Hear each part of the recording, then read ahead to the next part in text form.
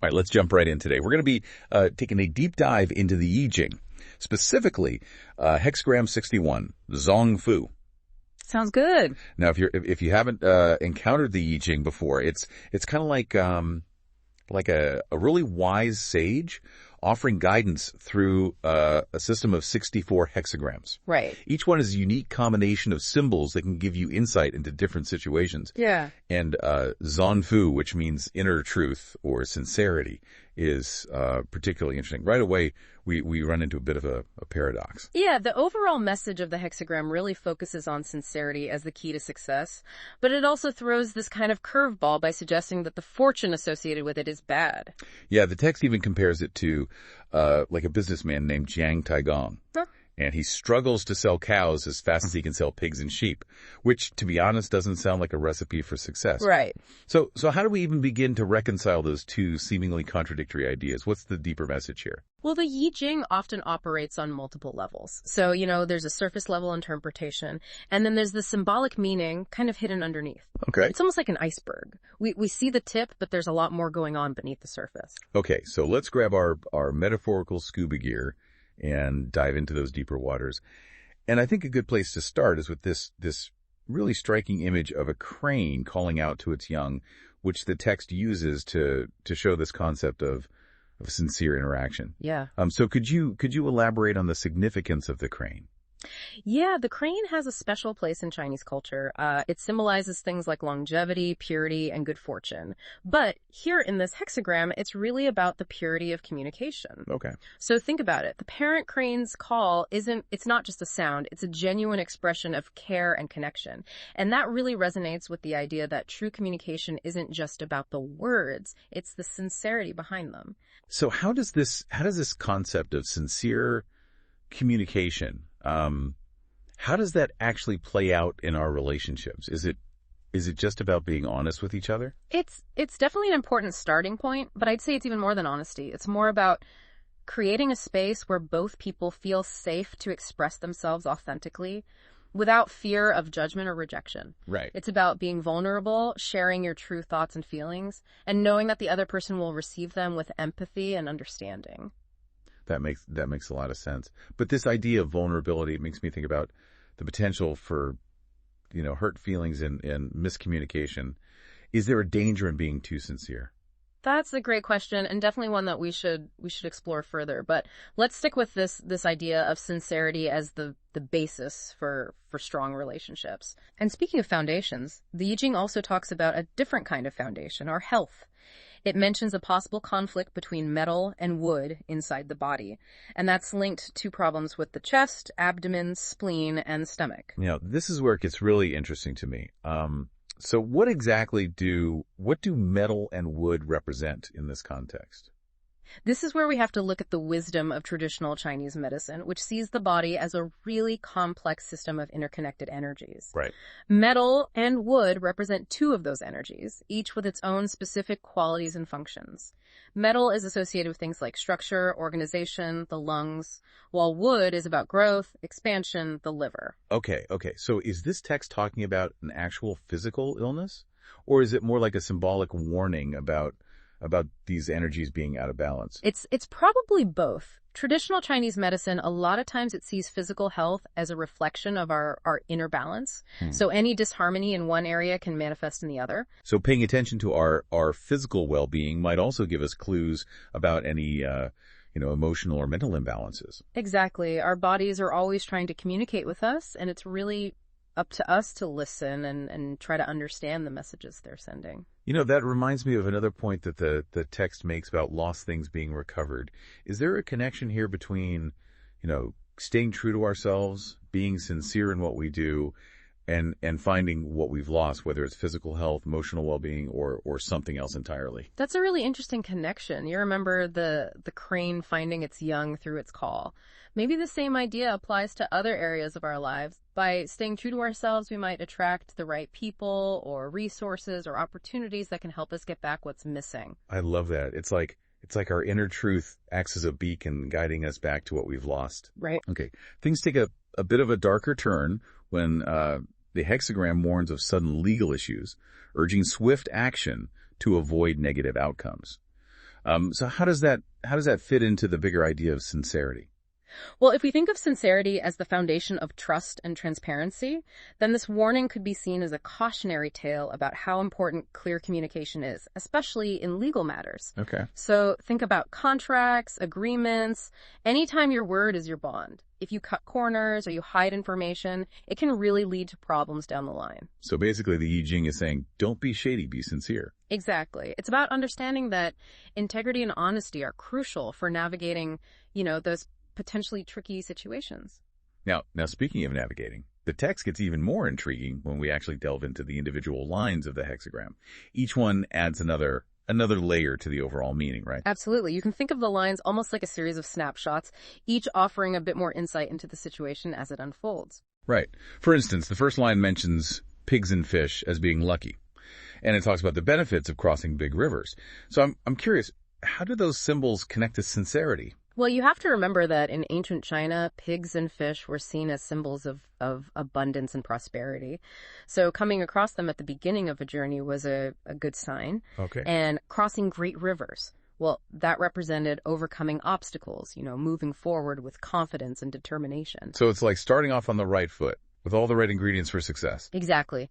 It's a reminder that even when you face challenges, having the right mindset and resources can really pave the way for a positive outcome. But wait, didn't the hexagram also warn against being overconfident? Mm-hmm. How do we reconcile that with this image of confidently crossing big rivers?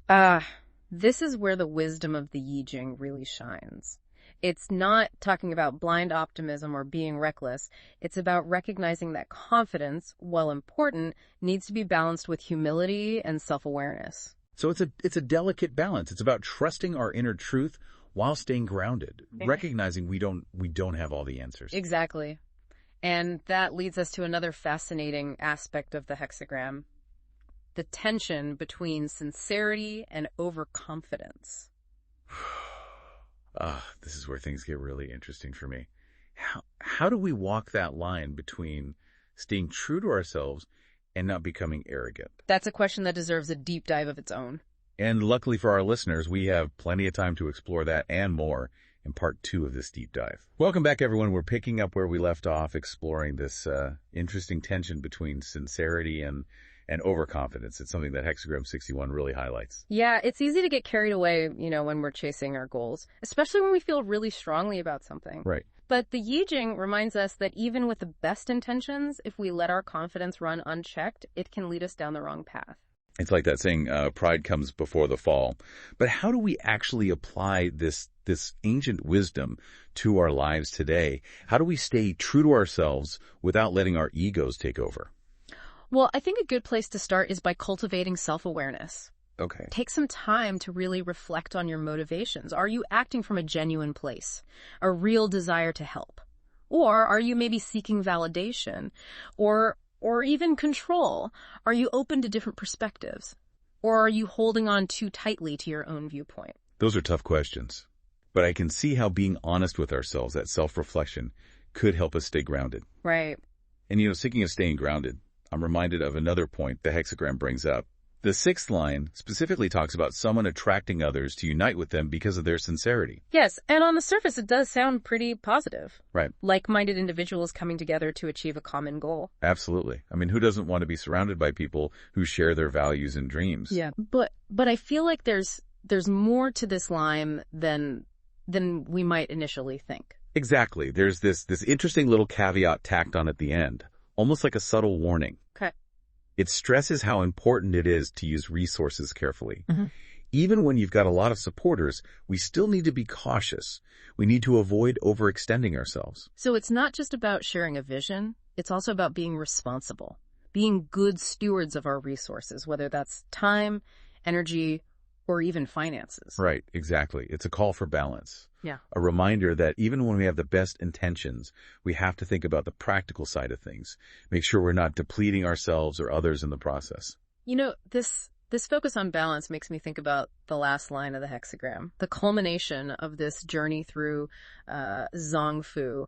What insights can we get from this final piece? Well, the top line paints this picture of someone who's full of confidence, maybe even a little too comfortable in their own rightness. And while the text acknowledges that confidence is a good thing, it warns against letting it turn into arrogance or a disregard for boundaries. So it's like one last reminder to stay humble, even when we feel like we're on the right track. Exactly. It's a call to recognize that even when we're acting with sincerity, our egos can still trip us up. Because even with good intentions, we can make mistakes, overstep boundaries, and end up creating negative consequences. Precisely. And that brings us right back to the core message of Hexagram 61. Sincerity is incredibly powerful, but it needs to be balanced with wisdom, humility, and a willingness to learn and adapt. It's like a recipe for navigating life, I guess. Yeah. A bit of sincerity, a dash of humility, and a whole lot of self-awareness. Yeah, I like that. But how do we put these ancient principles into action? How can we, as people living in the modern world, actually embody this nuanced understanding of sincerity in our everyday lives? I think it starts with committing to self-reflection, honestly looking at our values, our motivations, our actions. Right. Ask yourself, am I being true to myself in my relationships, my work, my interactions with the world? Am I letting ego cloud my judgment? Am I using my resources wisely and responsibly? Those are some really deep questions. Yeah. And they really highlight just how much wisdom is packed into the Yi Jing. Yeah. It's not about fortune telling. It's not about easy answers. It's about encouraging us to go on this journey of self-discovery and growth. Exactly. The Yi Jing isn't giving us a map. It's more like a compass, guiding us to navigate life's complexities with more awareness and intention. And sometimes, that journey takes us to unexpected places that uncover hidden truths and challenge the way we see things. Right. For example, we talked before about the symbolism of pigs and fish in that first line, representing abundance and prosperity. Yeah. But what happens when we face situations where resources are scarce? When that metaphorical river crossing seems really daunting? Yeah. And our confidence starts to shake a little. That's when we need to connect with another aspect of Zhong Fu, that unshakable belief in our own inner truth. Remember, the Yi Jing isn't just about material wealth. It's about aligning ourselves with a deeper sense of purpose and integrity. So even when we're facing adversity, if we stay true to our values, that can help guide us through those tough times. Exactly. It's like having an internal compass, always pointing us in the right direction, no matter what's happening around us. And that compass is powered by sincerity, by that genuine desire to live a life that reflects our highest ideals. Right. This brings us back to those legal warnings mentioned earlier. How do we apply this concept of inner truth when dealing with those potentially tricky situations? Well, if we think of sincerity as the basis for ethical behavior, then it becomes the guiding principle in everything we do, especially when it comes to legal agreements or contracts. So it's more than just avoiding shady business deals or outright lies. It's about approaching every interaction with transparency and integrity. Exactly. It's about realizing that honesty isn't just the best choice. It's the only choice that aligns with the principles of Zhong Fu. Because at the end of the day, our reputation, our long-term success, they're built on a foundation of trust and ethical behavior. Right. But what about those situations where our sincere beliefs clash with someone else's? How do we handle those kinds of ethical dilemmas? That's a question that deserves its own exploration. And luckily for our listeners, we have a whole other part of this episode dedicated to unpacking that very question. Stay tuned, folks. We'll be right back to delve into the complexities of sincerity in a world full of different perspectives. And we're back for the final part of our deep dive into Hexagram 61. We've covered a lot of ground already. The power of sincerity, why humility matters, and even the potential downsides of being overconfident. Mm-hmm. But now we're stepping into some trickier territory, the realm of clashing values and beliefs. Right. Because let's be real, the world isn't always black and white. We run into situations where even the most sincere intentions bump up against each other, and it leaves us wondering how to handle those ethical gray areas. Yeah. It's true. In a world with so many different perspectives, we're bound to encounter situations where our values don't line up perfectly with those around us. Right. And it's in those moments, I think, that the real test of sincerity comes in. So how do we approach those kinds of conflicts with integrity? Is there a way to stay true to ourselves while still respecting viewpoints that are different from our own? I think there is, but it requires us to go beyond these simple ideas of right and wrong. Okay. It means embracing a more nuanced understanding of sincerity, one that acknowledges the complexity of human interaction. I'm really interested in this idea of a more nuanced approach to sincerity. Yeah. What does that actually look like in our day-to-day lives? Well, first off, it requires a good dose of empathy. Okay. It's about stepping outside of our own personal experiences and truly trying to grasp the other person's perspective. Even if we disagree with their viewpoint, we can still recognize their right to hold those beliefs and make an effort to see the world through their eyes. That makes sense. Empathy seems like a key ingredient in bridging those gaps between people. But what about situations where those beliefs clash directly with our own deeply held values? How do we reconcile that? That's where respect comes in. Respect doesn't mean agreement. It simply means acknowledging the inherent worth of the other person, regardless of what they believe or how they act. It's about creating a space where open and honest dialogue can happen, even if there's disagreement. So it's not about trying to shut down opposing views or force our own beliefs on others. It's about building a culture of understanding and respect. Exactly. And that brings us to the final piece of the puzzle. Open communication. When sincere intentions are at odds, it's crucial to create a safe environment for conversation, a place where everyone feels comfortable expressing themselves authentically, without the fear of being judged or criticized. This sounds like a delicate balancing act.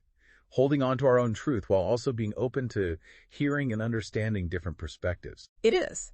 But it's a skill worth developing because it's through these sometimes difficult conversations that we gain a deeper understanding of ourselves and the world around us. It's like the Yi Jing is encouraging us to be more thoughtful, to move beyond this black and white thinking and embrace the gray areas of life. Exactly. The world isn't always clear-cut, and neither are our intentions. The Yi Jing is reminding us to approach these situations with humility, compassion, and a willingness to learn and evolve. So it's not about always being right.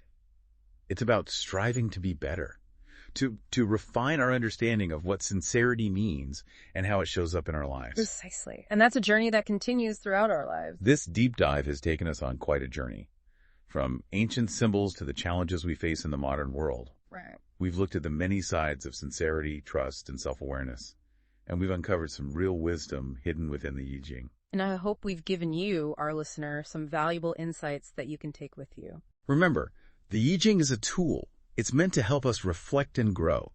It's not about telling you what to do. It's about illuminating the possibilities. Right. So as you navigate your own relationships and the challenges that come with them, keep the lessons of Hexagram 61 close at hand. Embrace your inner truth, but do it with humility, with compassion, and a willingness to connect with those who see the world differently than you do.